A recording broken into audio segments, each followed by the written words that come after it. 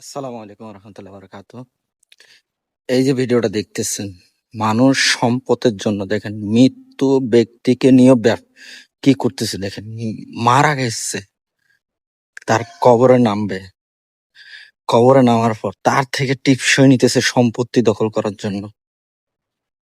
এই যে কালো পোশাকটা দেখতেছেন না, এই যে মাথার টাক দেখেন, এই নিজে কবরে নামার জন্য কতই করতেছে, কান্নাকাটি করে সবকিছু শেষ, যে সবকিছু শেষ হয়ে যাইতেছে, শেষবারের মতন সে দেখবে, তার মুখটা দেখবে, দেখতে দিবে না। তারপরও আপত্তি করছে, সবাই ভাঙা আছে যখন এই অবস্থা করতেছে তখন সবাই মিলে তাকে নামতে দিছে।